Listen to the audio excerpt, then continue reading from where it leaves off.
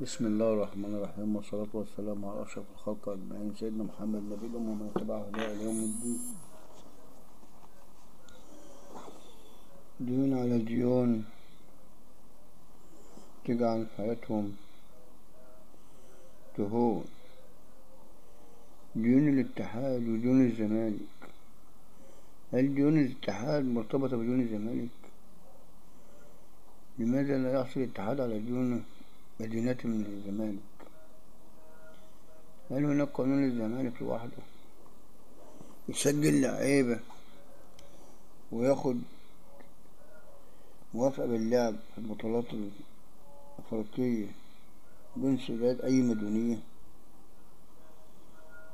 هل قانونهم لا تقرب مني ولا أقرب منك، انت في حالك وانا في حالي، انت مالكم ومالنا يا رجالة؟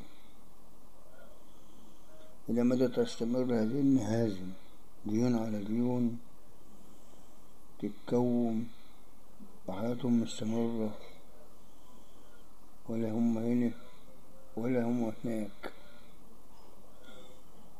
كأنهم مش موجودين. إدارة وهمية، إدارة وهمية، أشكال ومناظر على كراسي المنصية.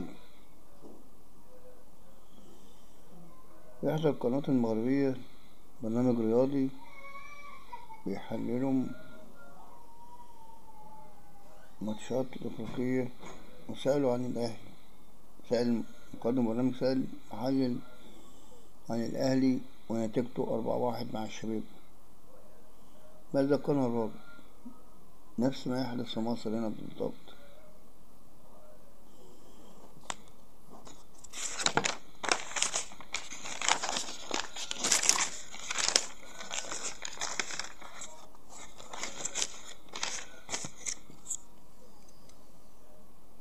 المفترض نتكلم عن المستوى الفني كيف فاز الأهلي بالأربع أهداف، ولكنه أول ما تكلم قال أن النادي الأهلي مستريح ماديا ولا توجد لديه أي مشاكل.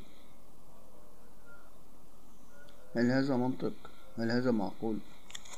الراجل جاي محلل فني الأداء، من أدراك إن الأهلي ليس عنده مشاكل، يعني عنده مشاكل في تجديد عقود اللاعبين. الأندية الغبية اللي بتغري اللاعبين، هما بيلعبوا مع أنديتهم دون أي سند أو دون أي مراعاة لشعور أحد.